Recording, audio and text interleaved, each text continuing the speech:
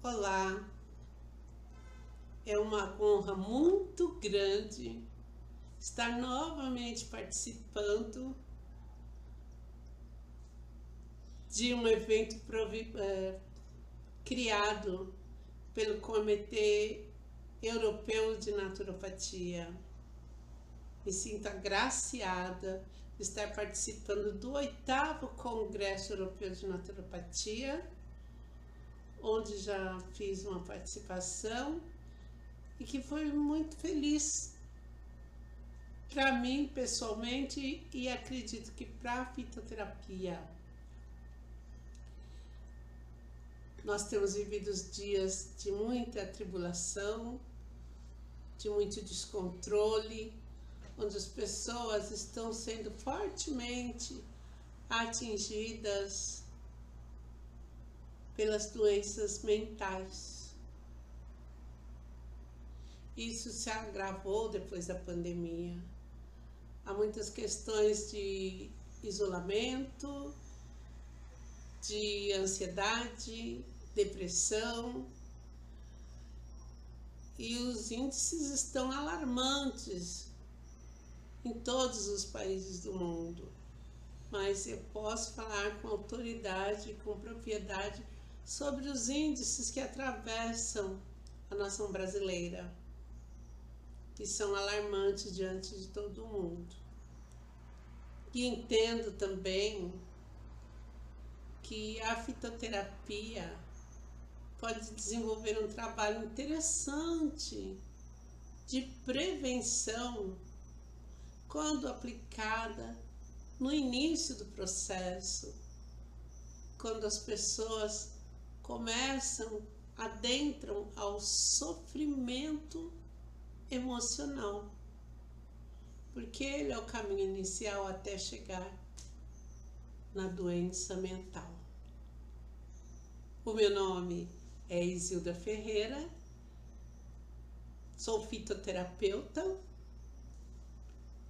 e por isso eu quero falar com vocês sobre cuidando da saúde mental com fitoterapia. É relevante e importante destacar a eficácia da fitoterapia na gestão da saúde mental e a necessidade de um tratamento das práticas integrativas visando minimizar e atacar burnout, depressão, ansiedade e todas essas enfermidades que estão tão alarmantes.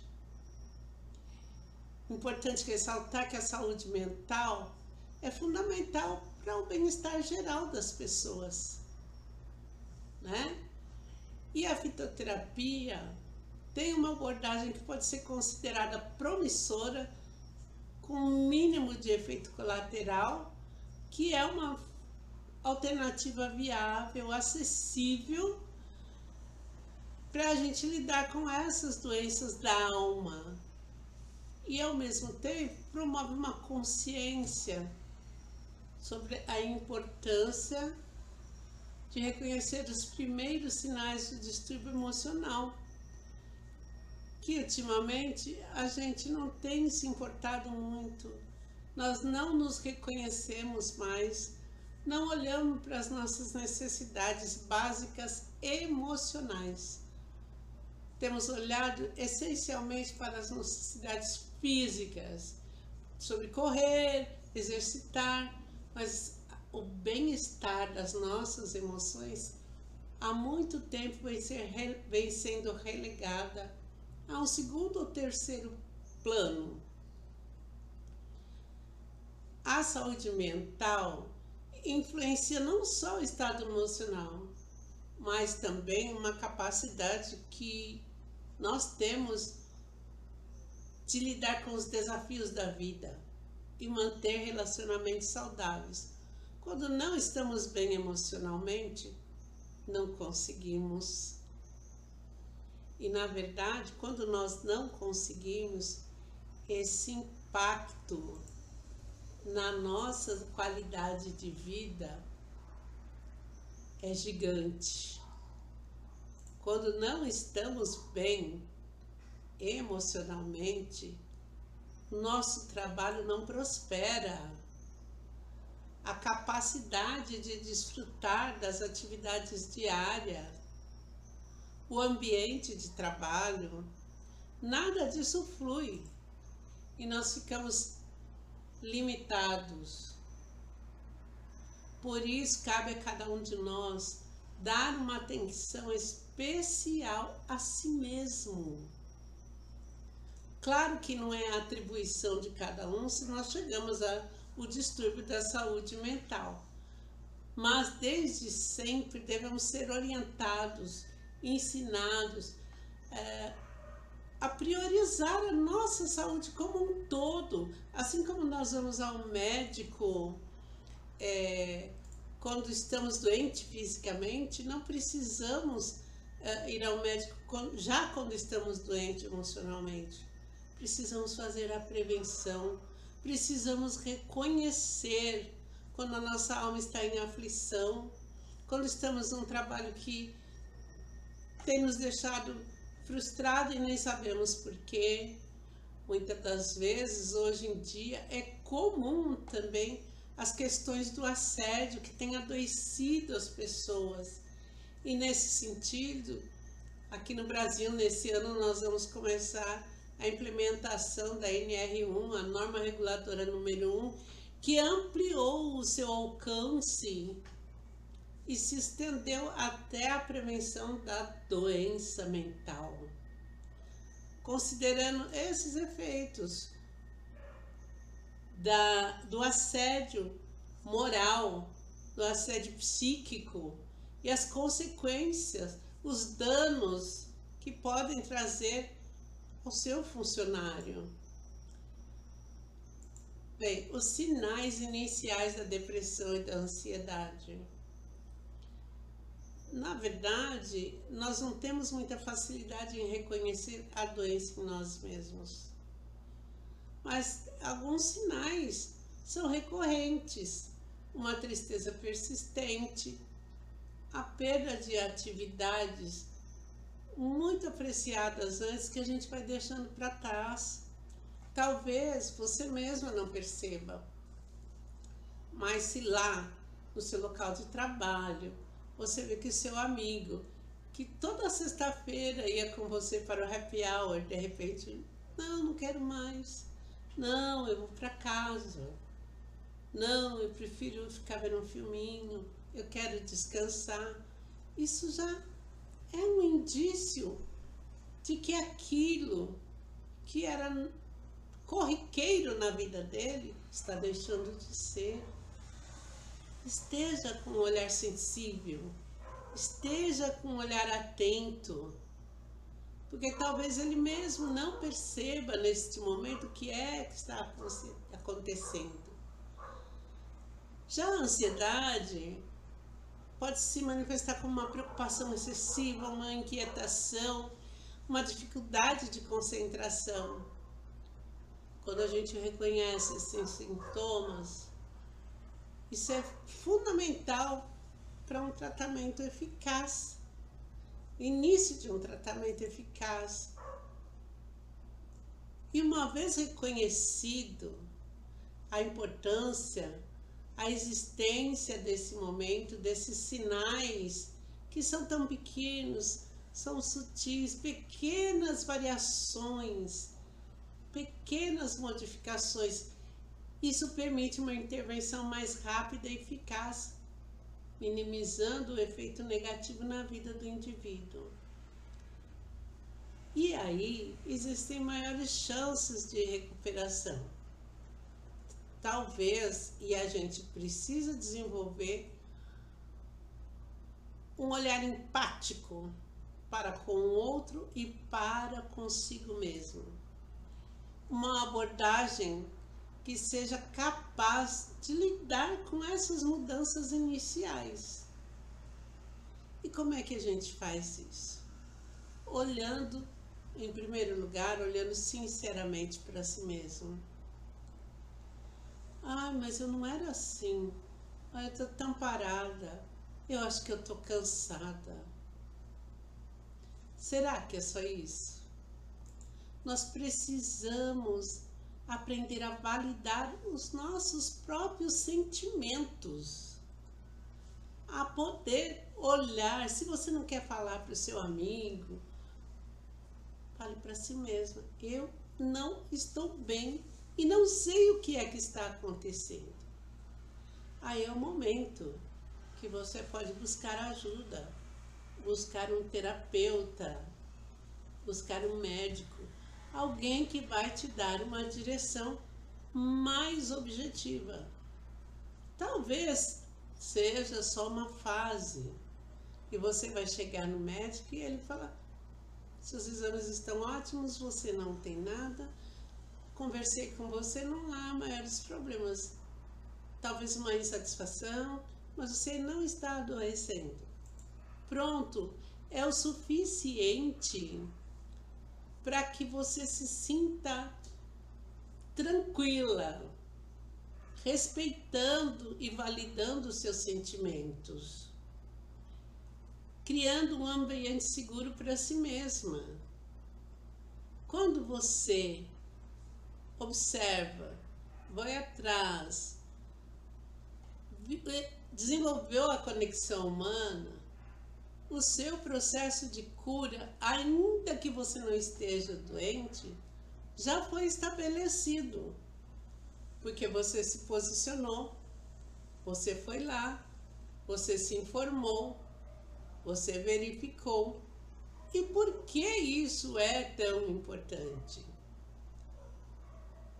Porque nós precisamos aprender a validar aquilo que acontece no nosso interior. E uma vez validado,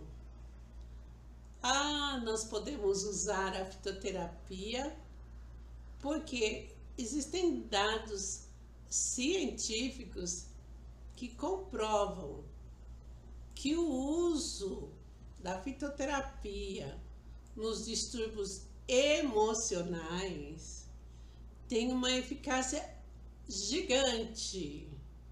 Plantas que podem ser consideradas comuns, mas que fazem a diferença. Então, se você está vivendo um momento de uma ligeira depressão, o distúrbio emocional da depressão começa de forma muito sutil, como eu já falei. Você pode utilizar, por exemplo, o Hipericum perforatum, também conhecida como erva de São João. Ela, em 60% dos casos que ela foi aplicada, ela aliviou os sintomas de depressão leve a moderada, te dando mais discernimento, liberando seu raciocínio, te estimulando a procurar outros recursos, até práticas de respiração, prática de exercício, para que você consiga uma qualidade de vida melhor e não adoeça. Bem, 60% é bastante, mas o uso de plantas medicinais está comprovado também que tem um percentual de redução de 30% nos casos de ansiedade em pacientes que usam as plantas medicinais. Vocês devem, aqui deixa eu fazer um parênteses, vocês devem estar reparando que eu quase não menciono as plantas, porque isso é um quadro delicado. A planta, para ser indicada, precisa ser feito com muito cuidado. Precisa ver se ela vai interagir com o tipo de medicamento que a pessoa está tomando, se não vai gerar consequências. Às vezes há reações adversas, tanto do fitoterápico introduzido junto com a medicação alopática, como da medicação alopática introduzida junto com o uso do fitoterápico. Então, eu me reservo o direito de só fazer ou mencionar plantas, por exemplo, em casos específicos que eu conheço a pessoa e o seu remédio que ela está tomando, o efeito que pode ter, o uso concomitante de um e de outro, porque sempre lembrando que a fitoterapia faz parte das PICs, práticas integrativas complementares. Então é importante, quando falamos dela, falar com responsabilidade. Bem, existem em média 15 estudos revisados, comprovando a eficácia de plantas como a valeriana e a camomila no tratamento de ansiedade. A valeriana é um coringa, ela é tão profunda, ela estimula o descanso, a atividade cerebral, ela tem uma série de propriedades relevantes. E essa eu posso falar porque a gente manda manipular nas farmácias magistrais, não é uma planta que você vai comprar e vai utilizar. Então, é importante considerar isso. Em média, 80% dos pacientes que usaram suplementação natural, como o ômega 3, 80% desses pacientes relataram uma melhora no seu bem-estar emocional. Então veja como temos grandes alternativas dentro da fitoterapia, a suplementação, a aplicação, os chás nas mais variadas formas, cataplasmas, cápsulas. Existem N maneiras de se usar a fitoterapia, sabendo que cada uma delas é muito eficaz, que funciona muito bem. Em média, todas as pessoas consideram que a fitoterapia deve ser um complemento ao tratamento tradicional e não uma substituição. Inclusive, não há profissional que diga para você substituir o seu tratamento alopático por plantas medicinais. É bem verdade que em muitos casos elas trazem a cura, e aí acompanhado pelo seu médico você pode começar um processo de desmame. É comum que isso aconteça, mas sempre muito bem acompanhado. Então, fica claro que as plantas e os suplementos naturais podem ser utilizados para equilibrar a saúde da população, para modulação hormonal, para suplementação geral, para tratamentos os mais diversos. Aliado a isso, muitas das vezes, essas enfermidades que nos rondam é em consequência dos gigantes que permeiam a nossa alma. E é por isso que nós precisamos ter um olhar profundo sobre nós mesmos. Existem gigantes que trazem consequências. Hoje eu vou falar de 4 gigantes da alma que eu considero os mais relevantes para nos desestabilizar quando eles estão desestabilizados e fora de controle. Vou falar sobre o medo, sobre o amor, o dever e a ira, que é uma classificação do professor Emílio I. Lopes, de grande relevância na psicologia. Pois bem, a má administração desses gigantes, o primeiro deles, o medo, pode trazer uma ansiedade crônica. O medo é uma arma de defesa,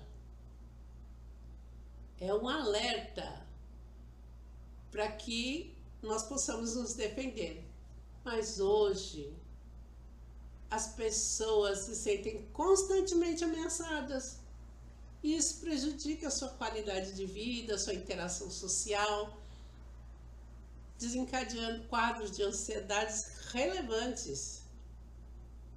Então, o nosso medo precisa ser administrado quando a nossa mente vem e traz um medo real, uma cobra que está perto de você. É um sistema de defesa. Imaginar que ela existe te causa mal-estar. Da mesma forma, o amor, que deveria ser, é um sentimento nobre, que deve ser desenvolvido no sentido de agradar o outro, agradar a si mesma por amar o outro, por fazer bem ao outro, por querer ver o outro bem. Nada além disso. O que passa disso começa a ser distorcido, mal dirigido, possessivo. Isso traz solidão e desespero. E impacta diretamente na saúde mental da pessoa. Quando você se vê dependente do amor do outro, você está no processo de adoecimento. Agora, o dever. Nós temos sido prisioneiros do nosso dever em todo o tempo. A corrida da vida despertou o ser humano uma necessidade de eu tenho que ser mãe, eu tenho que ser esposa, eu tenho que ser trabalhadora, eu tenho que fazer com perfeição, eu tenho que, e esse dever mal administrado te leva para um estado de exaustão emocional, exaustão física, um estresse crônico que compromete a sua saúde em geral e a qualidade de vida. E chega um momento em que você para, apenas não consegue mais reagir. Então você precisa olhar, saber que esse gigante existe, o gigante do dever, e que ele pode destruir o seu emocional. Reconheça quando ele se instalar perto de você e faça alguma coisa por si mesmo. Finalmente, eu quero falar da ira, que muitas das vezes nós nos sentimos irados no nosso trabalho, na nossa casa, diante de alguma situação. E hoje o mundo está descontrolado. O número de pessoas agressivas que você tem visto, o número de homicídios, de agressão, de violência doméstica, de violência moral, de violência financeira, está muito exacerbado. E isso é fruto da ira. Todo mundo fica irado em algum momento. Isso não quer dizer que ela precisa ficar descontrolada. Muitas das vezes, quando ela está descontrolada, ela traz explosões. E isso vai prejudicar relacionamentos, vai prejudicar o seu trabalho, vai te destruir moralmente, vai te destruir emocionalmente. E aí você vai para um isolamento social, porque ninguém quer estar perto de uma pessoa descontrolada, de uma pessoa brusca, de uma pessoa violenta. Então, a ira pode destruir a sua vida. Quando você tem uma explosão descontrolada, você está jogando fora o seu passado, que pode ter sido relevante, o seu presente, que está desmoronando, e o seu futuro, que jamais será alcançado. Muitas das vezes, por causa de um momento que você não conseguiu controlar. Então, A ira é o nosso grande inimigo, um dos maiores. Então, é preciso considerar que o tratamento da nossa doença emocional deve ser feito no início, principalmente no contexto da fitoterapia, porque aí é muito importante saber que há uma possibilidade de cura. E essa possibilidade só se torna real quando você, como paciente, entende que deve colaborar e interagir para o seu bem-estar, para a possibilidade de fazer um tratamento adequado, de encontrar a utilização das plantas medicinais e adotar práticas saudáveis que estão aí disponíveis na natureza. Além disso, você precisa de disciplina, de conduzir a sua vida num ritmo relevante, que você possa usar os pilares da saúde como movimento, alimentação, respiração e sono. Tudo isso é fundamental para que a sua vida se torne mais eficaz. Eu quero deixar aqui a lembrança de que a neurociência da respiração tem um impacto direto no sistema nervoso. E isso fará com que você, ao administrar a sua respiração, ponha em ação o sistema nervoso parasimpático, que vai combater toda a ansiedade e estresse gerado pelo sistema nervoso simpático, por exemplo. É importante saber? As técnicas de respiração controlam a ansiedade. Práticas como a respiração diafragmática ajudam a acalmar a mente e a reduzir a resposta de luta e fuga. Olha que bacana! A respiração consciente. Você nem sabia que existia tantas, mas ela vai equilibrar o seu sistema nervoso e melhorar o seu bem-estar emocional. Aqui na Seiva e Verdor, além do uso da fitoterapia, que é a nossa base, nós também trabalhamos com a neurociência da respiração e reconhecemos a importância de um olhar atento para os nossos sentimentos e a nossa emoção. Então, eu espero estar colaborando com você para cultivar uma saúde mental forte, robusta, que só acontece quando você é capaz de prevenir os transtornos emocionais. Eu quero mais uma vez aqui deixar a minha gratidão ao Comitê Europeu de Naturopatia pela possibilidade de participar do 8º Congresso de Naturopatia. Sou muito grata por mais essa oportunidade, me sinto muito honrada e espero ter colaborado com cada um de vocês para uma saúde mental perfeita, alertando principalmente que quando o sofrimento emocional começa, é um caminho para chegar até a doença emocional, que se não tratada, te leva para a doença mental.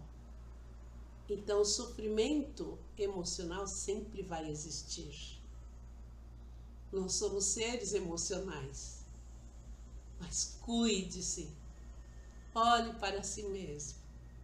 Dê a relevância que você precisa. Muito obrigada. Até lá.